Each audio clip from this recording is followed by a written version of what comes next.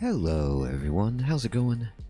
Dr. Incompetent here, and let's play some Dungeon Crawl Stone Soup, continuing this complete beginner's guide for the ranged character. We began as a gargoyle hunter. We're still a gargoyle hunter, but now we've got Okuwaru. We've got a +9 Herbalist of sequestration, and so we're just feeling real good about the whole thing, sort of. But we still have some pretty impressive gaps in our coverage. We have no boots and no helmet. And this is how Dungeon Crawl can just unfold for you. Every run is different, which obviously it's a roguelike and why I love the game. But it's really funny to see, you know, that sometimes you just don't see boots. I mean, we're 13th level. We're through 12 levels of the main dungeon. We've cleared the Orcish mines. So we've seen a lot, but we haven't seen a single helmet or boots that we can acquire. Additionally, we do have this amazing artifact weapon that we came across, but the rest of our gear is decidedly pedestrian. So we really need to get some better gear going. Hopefully Okuwaru will start gifting it to us, but we did drop down in piety below that level, so we need to go get some more piety. So let's go ahead. You know what I should do is we'll go up first of all. We're not going to clear the rest of the Orcish mines because that level just doesn't seem to have enough reward for the risk unless we get really strong and we just want some money. I'm going to go ahead and make my way up, clear out the Hydra, the two-headed ogres if they're still there, and take care of the named elites that we left, you know, skipped, basically, so that we have a clear path out. I don't want to forget that we left some stuff back if we make it, you know, and we're trying to escape with the orb and there's just enemies there. So let's see, where's the lair? Okay. And yeah, there's an 8-headed Hydra and Psyche on this upper level. So what we're going to do is just say, we're going to break the auto travel. We're going to say no. And then I'm going to go ahead and just pop heroism and go up. And then say yes and see where we're at. Okay, I don't see a Hydra and I don't see Psyche, but I want to look out, see if we can find them. Here's the lair. Here's the Hydra. Okay, so let's go ahead and finesse. And don't file a floods the Hydra, by the way. It'll move faster across the water. And this is what we're talking about. This is an 8-headed Hydra. It's quite formidable, but it's susceptible to poison, and we are just annihilating it with our speed and our new weapon. So that's great. Now, we're going to go ahead and look for Psyche. Let's just get rid of her. She can still, you know, do some annoying stuff to us with her random abilities, but I think with finesse we should be able to get her fast enough to where it's not a problem. But I need to have her gone because I don't want to need to stair dance out of the lair or something and then have her just waiting for me. It's just not ideal. Where are you? Alright, I'm not seeing her. Can I yelled. I'm just going to kind of walk around and shout for attention a bit. See if she responds. This would be a great area to find her. Nice and open. Oh, she heard me. Okay, great. So I'm just pushing T and then T again to shout. And if an enemy hears you, usually there'll be a response in some kind in the log. And you could see that. You say you hear a shout. So I'm going to go ahead and do heroism. And let's just see where she's at. I don't see her now. Hey, wait a minute. There you are. Okay, so she's up there. And I am going to finesse. I'm just going to try to leave nothing to chance. Oh, and she turned us into a mushroom. We're a fungus. So as a fungus, we have been transformed into a sentient fungus. We're highly evasive and can release spores to cause confusion when attacking in melee, but unable to move when hostile creatures are present. You're resistant to poison, immune to negative energy, any equipped weapons are melded, and you're unable to cast spells. Okay, so the question would be, can we get out of this with cancellation? And we can. So that's why cancellation is beautiful. We just did it, and we're back, and we killed her in one shot. So cancellation potions can get you out of some pretty terrible situations. If you're about to be petrified, you can cancel the petrification debuff. You can't use it while you're petrified, I don't believe, but if you are usually like a basilisk or even a catoblepus, like if they start to petrify you, you'll feel your body like start to stiffen, and it'll take a few rounds to kick in. And if you cancel, you get rid of it. Cancellation also gets rid of marks, and it can get rid of some really, really terrible things, like, for example, being turned into a fungus. So that was terrific that we had those on hand, because that could have gone, like, just absolutely horribly for us. And so now she's gone forever, and she had that dagger of chaos. I mean, she could have hit us with that, and all manner of thing could have happened. We could have been sent to the abyss, other terrible things. So good, we've got her down. All right, let's see what's in the... Okay, there's a Komodo dragon standing by the steps, and I am going to just fight it right here. We should be able to, yeah, just blast it. Now, I'm going to... I need to go up to get rid of this. I'm going to go up the steps. I'm going to say yes. And then from here, I'm going to push Shift X and then Shift exclamation point. And I'm going to delete my annotation for this level because it's all gone. So now, oh, I thought I needed to confirm the annotation delete. Shift X. Yeah, okay. And then now, I think... Yeah, I can freely go back up the level. It won't pause the game. It won't ask me to confirm that maneuver because we took it away. And now it's just elephants. It's just us and some elephants. And again, elephants are actually still kind of hard. And you got to be careful with them trying to stare dance them because they can actually push you off of the steps, as you saw right there. So I'm going to go heroic and then step down, step up. Nope, they pushed me off. And so there we go. Ranged up to 17, by the way. I'm going to go into my Arbalest, and I'm going to set skill target at 18, just to remind myself. So when you're on that screen, just to kind of walk you through that process again, I pushed I for inventory. I went to my Arbalest by pushing P, the letter that corresponds with it. And then down at the bottom, you'll see a bunch of options where you can quiver it, you can unwield it, you can drop it, you can inscribe it, or if I didn't have this set, it'll tell you the minimum delay is reached at a certain level, and then you can push S to set your training to stop once you reach min delay. And that's what I want to do, because at the point of min delay, my returns for ranged will be rather diminishing compared to what I can do spending experience on other skills. So I'm going to use heroism and just bat this guy down. I probably will, you know, I'm not even going to use heroism. We're just annihilating these hydras. This is beautiful. This is exactly what we needed to make the layer manageable for us. And we're getting a lot of big hydras early. Like sometimes the big hydras will be on the deeper floors. I mean, we're seeing 8, 5, 4, you know, headed hydras just chilling on layer 1. So it's a, you know, Komodo dragons. It's a formidable layer 1. But now that we've got this fantastic weapon, we're just doing great. And now at level 14, it says your wings grow larger and stronger, and you'll see that we have the flight buff on our character. So at level 14, the gargoyle is now flying. You're flying above the ground, and you're able to cross water or lava, or fight above shallow water without penalty. Most types of flight will time out. Be careful what you are above when that happens. And the game will warn you about that.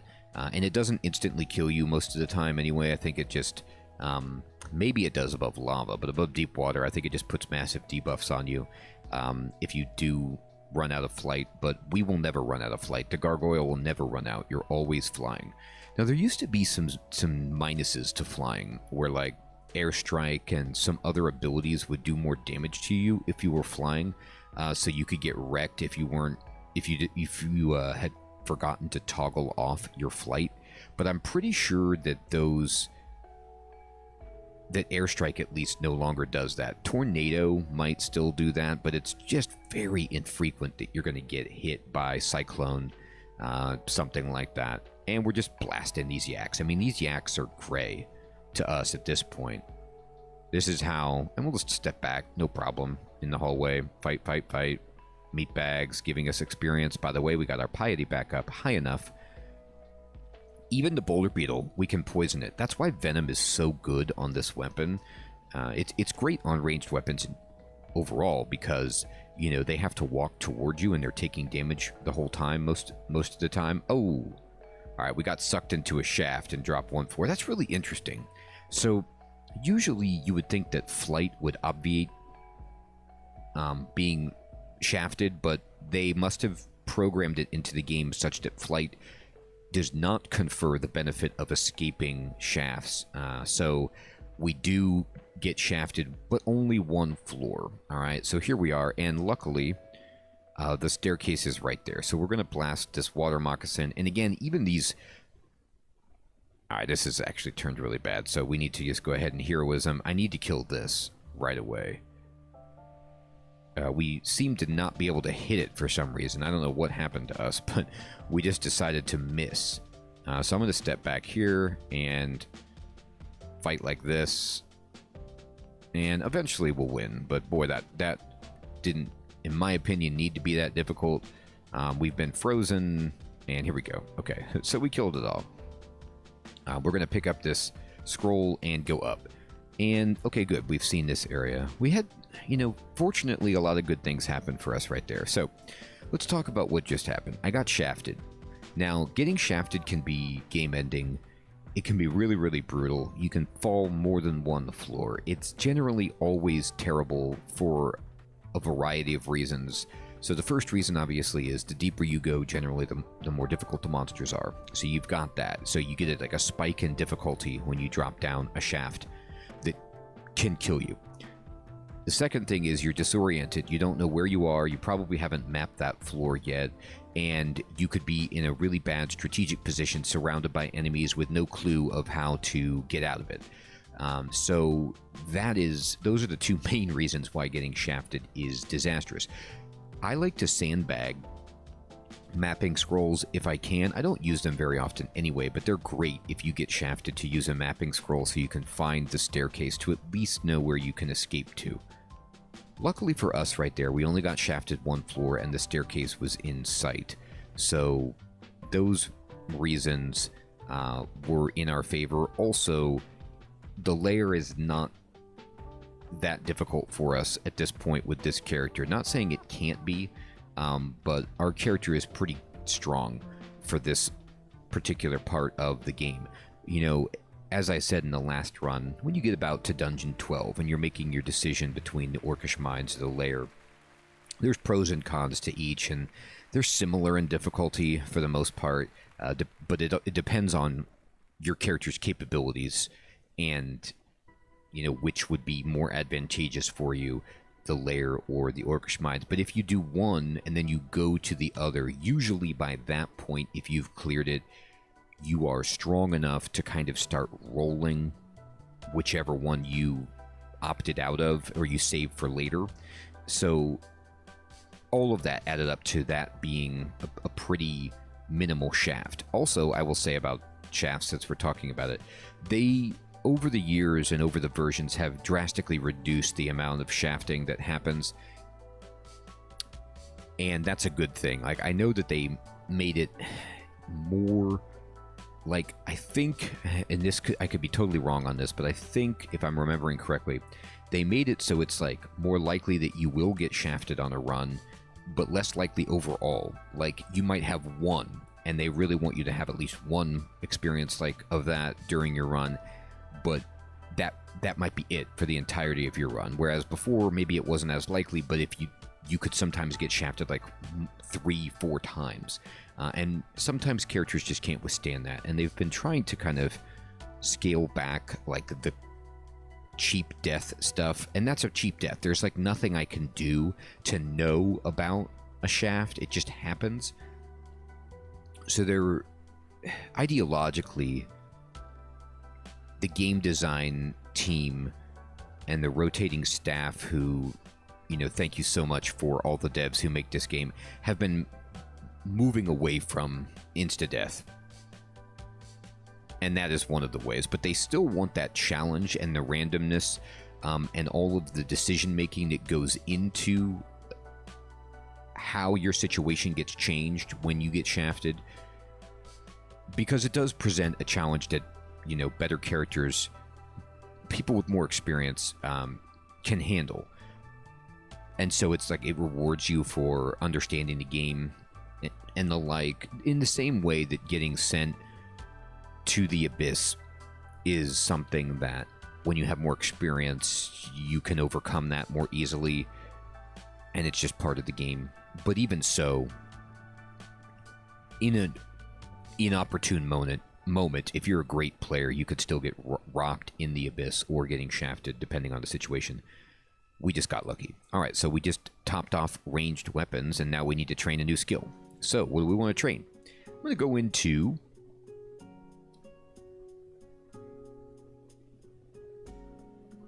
I'm going to do evocations a little bit. I'm going to boost my wand use.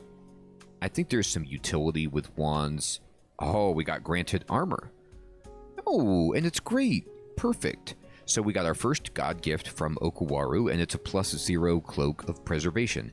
We have a just regular +0 cloak right now, and you notice we don't have preservation. Preservation is resist corrosion, by the way. So if I put this on, right, if I wear this cloak of preservation, and I go to my screen, you'll see now we have a pip of resist corrosion, which is amazing. Like, that means 50% less damage from corrosion and corrosive attacks like acid, and also a 50% less chance to get corroded, have that effect on us if we're fighting an enemy that can do that. There is the snake pit. Okay, so we found the snake pit with our character, which is cool.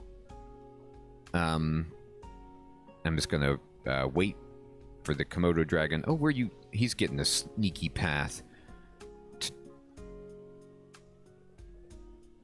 So that was our first gift, and then what happens basically is the timer will reset. It's kind of like a random roll with a range, I believe, on it of a number of turns that you have to take, that you or just some number that you decrease by gaining piety over time, that will happen, and we'll get our next god gift. So that was a good gift. Not because it was a particularly strong item for us armor class-wise, but because it was a resist. And at this point in the game, resists are exactly what we're looking for. You'll notice that Rhyme Drake was actually hard for us because cold damage. We don't have any resist cold. We don't have any resist fire either, so we really want to get some resist fire and cold. We already, because of being a gargoyle, luckily, we just get negative energy, poison, and electricity, but we want to get the rest of this going. All right, and that's layer 2 and 1 all done, and our evocations are moving up nicely. We have a -1. I'm not looking to train it beyond maybe like 7 or something like that, but it's really, really good to just get an extra boost out of wands, because that's another part of our kit that we're trying to boost, which is our utility, and wands are a great way to add to survivability utility, like having polymorph work more frequently, or even mind blast, is tremendous. So here's some scrolls. I'm actually going to go up. Well, here's a water moccasin. Also, by the way, as I mentioned before, now that we can deal with the hydras, the layer is not as challenging for us because we're just immune to poison, which so much of the layer is poison. And it's not like poison is a deal breaker. You can even do the layer without resist poison. I've done it before many times. It's just tedious and slower. This way, we just, like, that entire part of it is removed. Okay, so I'm going to read, and we have 2 un-ID'd scrolls. Remember, you can always push / and then go here, and then you can go to unrecognized, okay, by pushing the minus key, and then you can look at all the scrolls that you haven't yet identified. So like this could be anything from butterflies, fog, mapping, poison, silence, torment, acquirement. Like there's a lot of things this could be. It was magic mapping, and it's brand weapon. So do we want to rebrand our longbow? Not really. I'm fine with what we have. I'll rebrand this dagger, but we don't care that much about this. We're probably going to be using this herbalist for the rest of the game. Even if the poison doesn't work on the enemy, the amount of damage is just so insane that we're happy with it. And here, ooh, we get the chance to cheese it.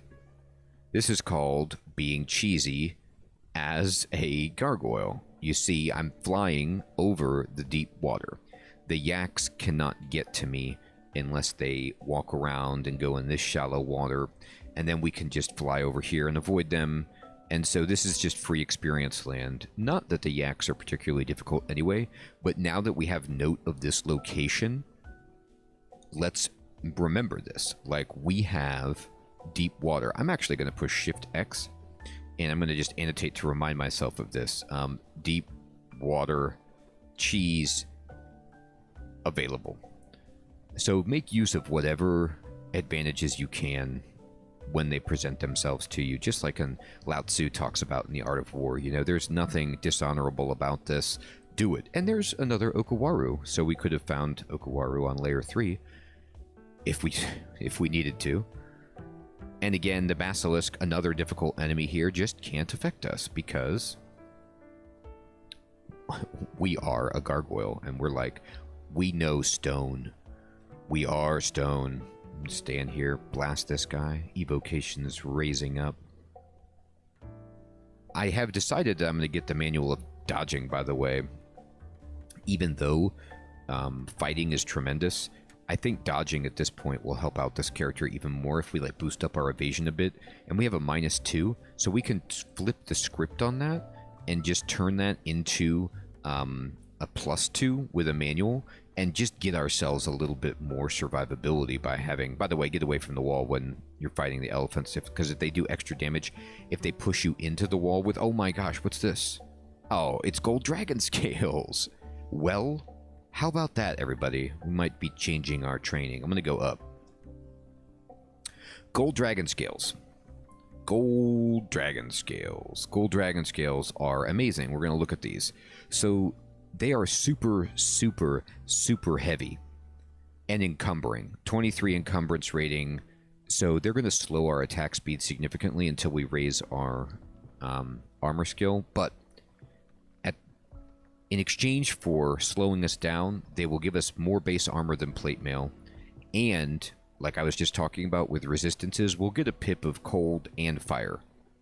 So it's a really, really fantastic pickup. They changed the graphic for it. That's why I was kind of confused as to what it was. So they changed the sprite for gold dragon scales. It looks great.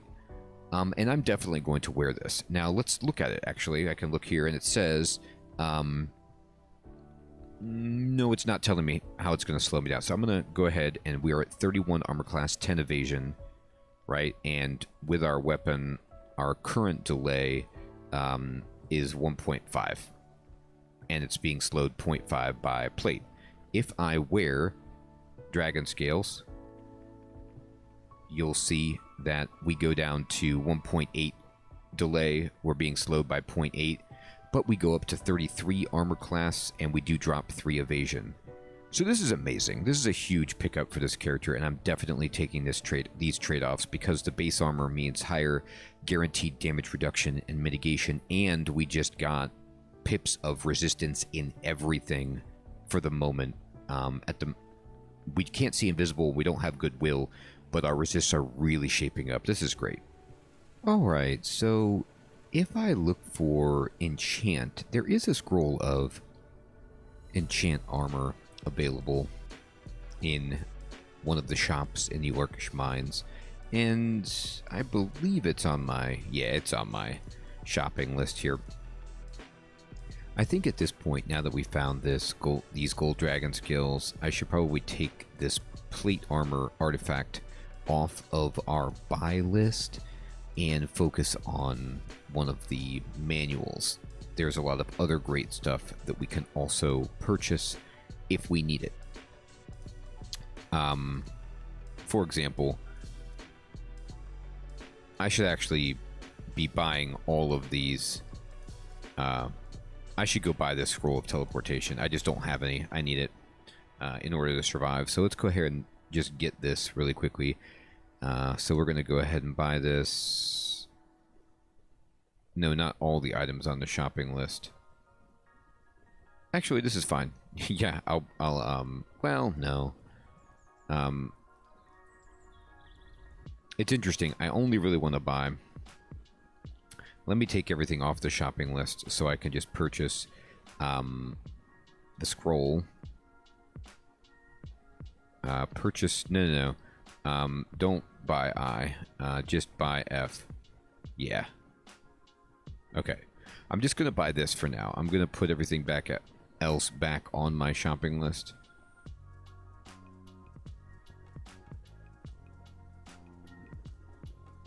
But there's a few things that I want to consider.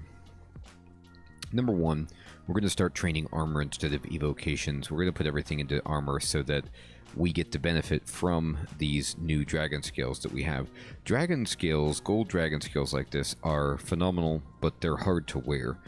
And if we raise our character's armor skill, we'll make them easier to wear. Now, one thing, kind of a trick that you can do as a Okuwaru user, it does take a little piety, but I'm at 33 armor class, 7 evade, and I have a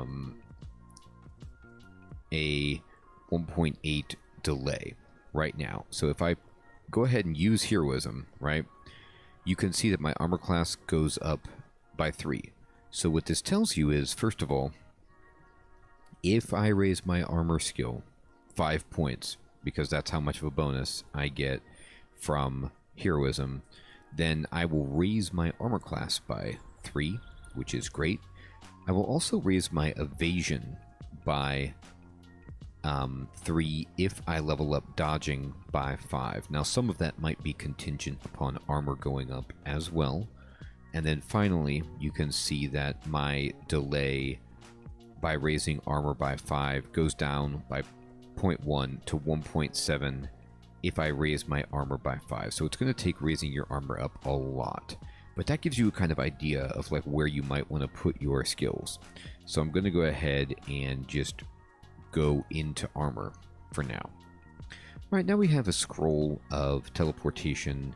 We have 3 heal wounds, so I don't want to buy that at the moment. And I'm going to save up for the manual of dodging to continue to increase this character's survivability, because remember,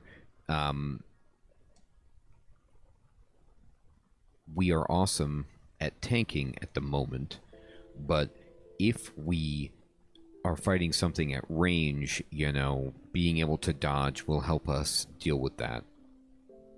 Alright, there's the swamp. Okay, so we've got the swamp and the snake pit. Fantastic. And I'm just going to keep going down the layer. I'm not going to go into one of the other sub-branches. You feel an oppressive heat about you.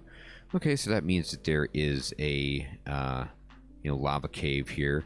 And by the way, I'm just going to go heroic, and I'm even going to use finesse right here. This is a lot of elephants, and I'm going to walk over here and just start shooting. We should be okay, but this is just a lot of damage that we could take. There we go. And there's a plank scroll. That's awesome. I'm going to rest up here. Okay. And if we don't find the lava cave, I'm okay with it. That particular... We don't have mapping.